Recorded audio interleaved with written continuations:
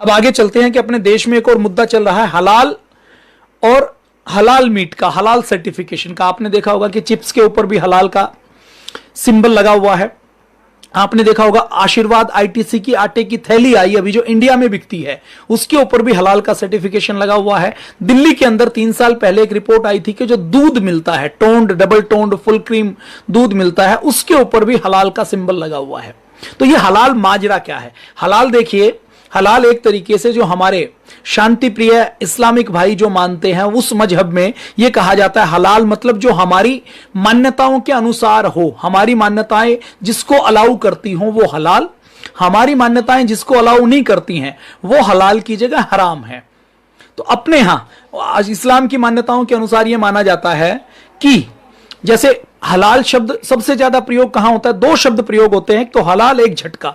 अब ये जो हलाल शब्द है ये इस्लामिक शब्द है जिसमें उनकी कुरान के अनुसार, उनकी मान्यताओं के अनुसार जो जानवर को, किस जानवर का मीट होगा, उसको कैसे काटा जाएगा, उस जानवर ने को वो बीमार होगा या ठीक होगा, उसको खुले में रखा गया, उसको बंद में रखा गया, उसके शरीर के कौन कौन से अंग खाए जा सकते हैं, इन सब को देखते हुए हलाल कहा गया है कि ऐसा हो तो ये हलाल, ऐसा नहीं हो तो ये हलाल नहीं है, इसलिए हमारे खाने के लायक नहीं है। ये सामान्य तौर पर जो होता है वो मीट के लिए होता है, मांस के लिए होता है।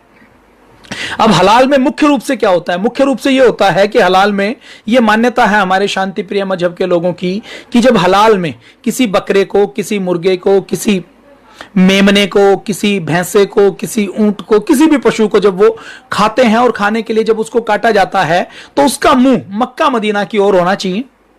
उसको ऐसे लेटाया जाता है कि उसकी गर्दन मक्का और मदीना की साइड हो। फिर उसकी गर्दन के ऊपर चाकू लेकर उसकी गर्दन में जो उसकी नस होती है, मेन नस, उसको धीरे धीरे ऐसे रेता जाता है कि जिससे उसका पूरा खून बाहर निकल जाए। पहले उसका पूरा खून धीरे धीरे बूंद बूंद बूंद बूंद करके वो बाहर निकलेगा। तब तक वो जानवर धीरे धीरे अपनी मृत्यु को कैसे नजदीक आती है उसको देखता रहेगा। और जब उसका सारा खून बाहर निकल जाएगा, और ये जो छुरी चलाते हैं तो छुरी चलाने के भी नियम तय किए हैं कि छुरी को इस गति से चलाना है। छुरी चलाते हुए बिस्मिल्लाह रहमान नाम से जो उनके जो कुछ वो जो अपनी आयतें, अपने धार्मिक शब्द बोलने हैं, जिससे वो मानते हैं कि अगर ये शब्द बोलकर मक्का की ओर मुंह करके और इसको धीरे धीरे काट के पूरा खून निकाला गया और उसके बाद अगर ये मीट बना है तो इसको हम हलाल कह सकते हैं। अब देखिए, हिंदू जीवन पद्धति में तो मांस का कई स्थान नहीं है। मीट, मांस और हिंसा जिससे हो और हिंसा से किसी जीव को कष्ट देकर हम कुछ प्राप्त करें, उसका अनुमोदन कहीं नहीं किया गया है। लेकिन पिछले 1000, 1200, 1500 सालों से जो विदेशी आए तो विदेशी आते आते उन्होंने आधे लोगों का धर्म परिवर्तन कर दिया। वो जब आए तो अपने साथ अपने आने की खाने पीने की आदतें लेकर आए। उनकी सेना में जो काम करते थे उसमें कुछ लोग जो मान लीजिए हिंदू होते थे लेकिन जो मांस मीट तो नहीं खाना चाहते थे, जो धर्म तो नहीं बदलना चाहते थे लेकिन मांस मीट खा लेते थे, या कुछ ऐसी पुरानी अपनी आदिवासी जनजातियां, ऐसे कुछ दूर दराज के क्षेत्र के व्यक्ति, ऐसे लोग जिनको खाने पीने की आदतें उनकी ऐसी रही हैं कि वो मीट मांस खा लेते हैं, या समुद्र के बिल्कुल किनारे रहने वाले, टापू के अंदर रहने वाले कुछ लोग, या तिब्बत या लेह लद्दाख में ऐसे स्थान पर रहने वाले लोग जहां पर कुछ पैदा नहीं होता तो उनकी आदतों में कुछ मीट खाने की आदतें आ जाती हैं। तो लेकिन उनके अंदर भी यह होता है कि किसी भी पशु को जब मारा जाए तो मारते हुए उसको एक प्रहार किया जाए जिससे उसकी रीढ़ की हड्डी टूट जाए और एक झटके के साथ उसकी गर्दन कट जाए ताकि उसको मरते हुए कष्ट ना हो। ये जो भारत में एक शांति प्रिय मजहब के अलावा जो दूसरी मान्यताएं हैं उनके लिए कहा गया है। अब दिक्कत क्या है? दिक्कत यह है कि पूरी देश में एक बहस चली हुई है। 2000 में आपको थोड़ा सा पहले ले जाना चाहता हूं। 1973 में मलेशिया में एक एक्ट बनाया गया। उस एक्ट के तहत बैंक बनाए गए, कुछ कानून बनाए गए। उसमें क्या बनाया गया कि इस्लामिक बैंक की स्थापना की गई, IBF की स्थापना की गई। IBF मतलब Islamic banking and finance system. और इसको बनाकर फिर 2001 में, 2002 में और धीरे धीरे यह मान्यता बनाई गई कि अपने पूरी दुनिया में जो 200 करोड़ के लगभग मुसलमान भाई रहते हैं उनकी इकोनॉमी को हम अलग से करेंगे, उनको फायदा पहुंचाएंगे। उनकी इकोनॉमी को अलग से करके उन्होंने एक सर्टिफिकेशन बनाया कि हम हमारे मुसलमान भाइयों के खाने के लिए जहां पर मीट मिलेगा वहां उनको हम हलाल सर्टिफाइड करेंगे। और हलाल सर्टिफाइड करने के लिए जो जो मुस्लिम देश थे उनके अंदर उन्होंने अलग अलग बॉडीज बनाई। जैसे अपने यहां मान लीजिए कोई मुसलमानों की बॉडी है, उसको बना दिया कि आप अधिकृत हो। उन्होंने अपना एक डिपार्टमेंट बना लिया, अपने 100-200 लोगों को रख लिया। अब जब कोई एप्लीकेशन आती थी कि हमें हलाल का सर्टिफिकेट चाहिए तो उस एप्लीकेशन को लेकर वो उनसे कुछ चार्ज लेते थे, 50,000 रुपए, 1 लाख रुपए, अभी भी लेते हैं। जैसे आईएसओ आपने देखा है ना, कहीं लिखा हुआ था आईएसओ, लिखा होता आईएसओ सर्टिफाइड है। ये आईएसओ क्या है? ये पूरी दुनिया की एक ऐसी बॉडी है जो क्वालिटी को, जो किसी प्रोडक्ट की क्या क्वालिटी है, जैसे आईएसआई होता था ना अपने यहां पहले, आईएसआई मार्का पाइप, आईएसआई मार्का बल्ब, आईएसआई मार्का वायर, आईएसआई मार्के की चीज होती थी, तो उसको क्या मानते थे कि भारत सरकार द्वारा प्रमाणित है। ऐसे ही आईएसआई जैसे भारत का है, आईएसओ इंटरनेशनल लेवल के ऊपर है, लेकिन ये सिंबल किसी के धर्म के आधार पर नहीं बनाए गए, ये सिंबल बनाए गए गुणवत्ता के आधार पर, कि इसको यदि आईएसओ ने, आईएसआई ने सर्टिफाइड किया है तो इसको बनाने में गुणवत्ता के, क्वालिटी की कुछ चीजों का प्रयोग किया गया है, इसलिए इसको बनाया गया है। तो ऐसे ही उन्होंने कहा कि इस्लामिक देशों के लिए हम हलाल शब्द लाएंगे, और उन्होंने हलाल सर्टिफिकेशन को शुरू किया। और ये हलाल सर्टिफिकेशन के कारण आज लगभग $2 ट्रिलियन की इकोनॉमी जनरेट हो चुकी है। लगभग 400 लाख करोड़ रुपए की इकोनॉमी हलाल के कारण जनरेट होगी। शुरू शुरू में ये हलाल का सर्टिफिकेशन केवल मीट के ऊपर लागू होता था। उसके बाद अरब देशों ने, जो मुस्लिम देश थे, उन्होंने लागू किया कि मैंडेटरी होगा, कोई भी कंपनी, जैसे अपने भारत में हल्दीराम नाम की कंपनी भुजिया बनाती है, अब भुजिया बनाने में कोई मीट नहीं होता, कोई जानवर की कटिंग नहीं होती, कोई ऐसी चीज नहीं होती, आलू का चिप्स बनाती है, कुछ बड़ी पैक करती है, अचार पैक करती है, अचार बनाती है, लेकिन उसके अंदर भी उन्होंने कानून लागू कर दिया कि यदि आपको दुबई में सामान बेचना है, यदि आपको इन मस्कट में सामान बेचना है, कतर में सामान बेचना है, तो आपको पहले हलाल का सर्टिफिकेट लेना पड़ेगा। अब ये क्या है? ये एक तरीके से अपनी मोनोपोली है कि हमारे बीच में आकर आप सामान बेचोगे तो हमारी शर्तों के मुताबिक बेचना पड़ेगा, हम जैसा कहेंगे वैसा मानना पड़ेगा, उसके ऊपर चलना पड़ेगा।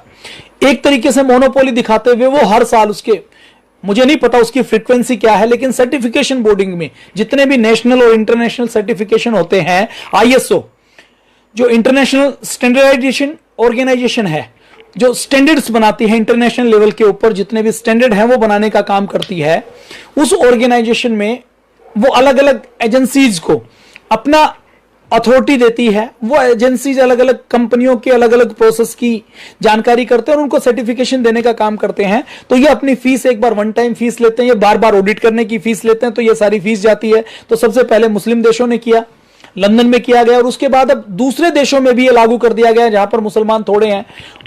थोड़े मुसलमान, थोड़ी सी संख्या बढ़ती है तो वो कहते हैं कि हमें तो हलाल का ही चाहिए, हलाल मिलेगा तो हम लेंगे। पहले केवल मीट पर था, अब इन्होंने आटे के ऊपर भी शुरू कर दिया, चिप्स के ऊपर भी शुरू कर दिया, भुजिया के ऊपर भी शुरू कर दिया, दूध के ऊपर भी शुरू कर दिया। तो ये एक तरीके से मैं कहूं, अगर भारत को हम सेक्युलर देश माने, भारत को हम धर्मनिरपेक्ष देश माने, यद्यपि धर्मनिरपेक्ष शब्द कुछ होता नहीं है, लेकिन फिर भी हम मान लीजिए कि हम माने, पंथ निरपेक्ष मान लीजिए, पूजा पाठ की पद्धति का निरपेक्ष मान लीजिए, तो उसके अंदर भी यदि हम देखते हैं तो भारत के अंदर ऐसी चीजों की कहीं कोई स्थान नहीं होना चाहिए। और विडंबना देखिए, आज कुछ लोगों ने झंडा लगा रखा था भगवा कलर का, कुछ लोगों ने लिखवा रखा था कि मैं हिंदू हूं। तो झारखंड की सरकार ने, महाराष्ट्र की सरकार ने कई जगह ऐसे लोगों के ऊपर कार्रवाई की कि आपने, सामने वाला मुसलमान था तो उससे सामान क्यों नहीं खरीदा। अपने यहां हजारों लाखों की संख्या में एसपी हॉस्पिटल मिल जाएंगे, होटल मिल जाएंगे, रेस्टोरेंट मिल जाएंगे, जिसके ऊपर लिखा रहता है कि इस्लामिक होटल। ऐसे हॉस्पिटल बनने लग गए जिसके अंदर लिखा होता है कि इस्लामिक हॉस्पिटल, शरीयत के अनुसार हॉस्पिटल। ऐसे रेलवे के अंदर, एयर इंडिया के अंदर भी ऐसे कॉन्ट्रैक्टर को कॉन्ट्रैक्ट दिया जाता है जो हलाल मीट की सप्लाई करता है। अब हलाल मीट एक तरीके से देखा जाए तो कोई यदि हिंदू धर्म को मानता है और हिंदू धर्म को मानते मानते यदि वो हलाल का मीट खाता है, मतलब जिसको तड़फा तड़फा कर मारा जाए उसका मीट खाता है, तो एक तरीके से ये उसके पाप को कई गुना ज्यादा बढ़ा देता है, क्योंकि बहुत कष्ट देकर उसको मारा गया है। गुरु गोविंद सिंह जी ने, जिन्होंने खालसा पंथ की स्थापना की, उन्होंने कहा है कि मीट खाना नहीं चाहिए, और खाना भी पड़े तो तड़फा तड़फा कर कभी भी जानवर को मारा जाना नहीं चाहिए। ऐसी हमारी सिख परंपराएं भी मानती हैं। तो ये सारा हलाला बैंक का है। अभी तो उन्होंने ये किया है कि इंटरनेट की साइट्स को भी हलाला का सर्टिफिकेशन शुरू कर दिया है।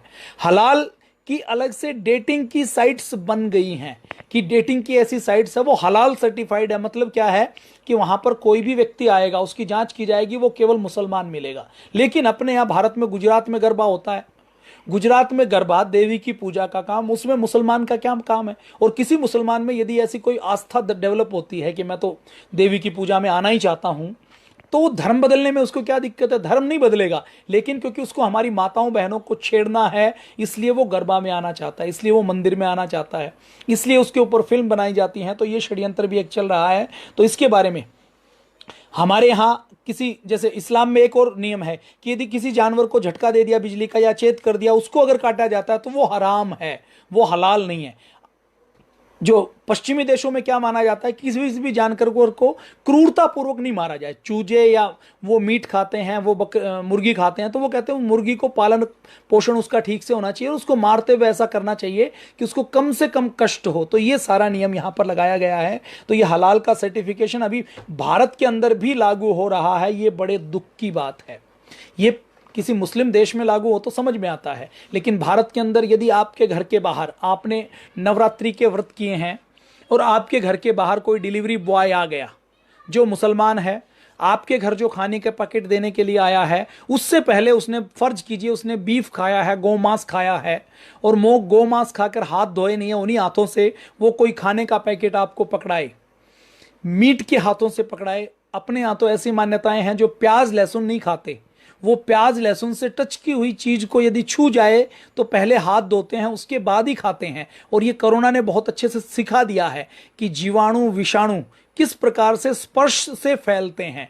लेकिन भारत के अंदर यदि हम कहें कि हम केवल जो हमारी मान्यताओं को मानता है, जो किसी की हिंसा नहीं करता, जो किसी गाय को नहीं, जो गौ जिसको हम माता मानते हैं उसको नहीं खाता, उससे हम सब्जी खरीदेंगे, तो इसको गलत मान लिया जाता है।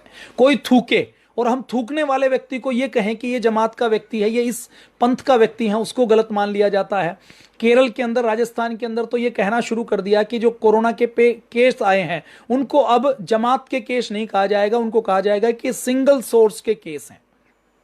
तो ये सारा षड्यंत्र चल रहा है। इसमें हम क्या कर सकते हैं? अब आपके मन में सवाल आएगा कि क्या करें। अब जैसे मैं कहूं कि कोई भी कंपनी है, हल्दीराम हो या कोई भी कंपनी हो, पतंजलि के ऊपर तो बार बार आरोप लगते रहे कि पतंजलि के प्रोडक्ट के अंदर तो गौमूत्र होता है, लेकिन फिर भी जब बहुत जरूरत पड़ती है तो उसके प्रयोग भी करते हैं। तो पतंजलि ने भारत में कोई हलाल का सर्टिफिकेशन नहीं लिया और पतंजलि इन चीज़ों को बहुत ज़्यादा प्रमोट भी नहीं करती। पतंजलि की सारी दवाओं में कोई गौमूत्र भी नहीं होता।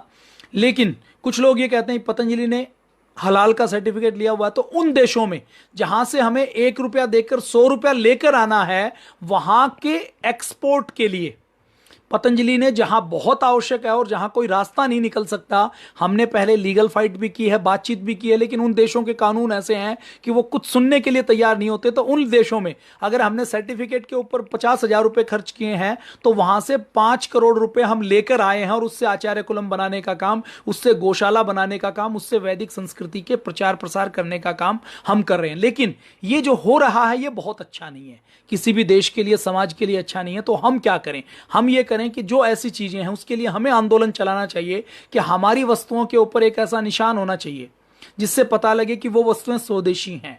हम में से जो लोग मीट मांस नहीं खाते, तो हम ये मांग करें कि हम वो लेज खाएंगे, हम वो चिप्स खाएंगे, हम वो दवाई खाएंगे, हम वो खाने पीने की चीजें खाएंगे जिसके अंदर कोई ऐसी जिलेटिन जैसी ऐसी कोई चीज नहीं होगी जो नॉनवेज व्यक्ति को नॉनवेज खाने के लिए मजबूर करे। तो हमें यह जागने की आवश्यकता है कि यदि कुछ करोड़ लोग, जिनकी आबादी 20-25% है, वो यदि अपनी मनमानी करवा सकते हैं, वो यदि सरकारों को, बाजार को झुका सकते हैं, तो हम जागें तो हम क्यों नहीं झुका सकते? इसके बारे में जन जागरूकता के लिए यह विषय आपके ऊपर छोड़ दिया। बाकी हमारी वैदिक संस्कृति, हमारा धर्म ये नहीं कहता कि मीट या मांस को खाया जाए।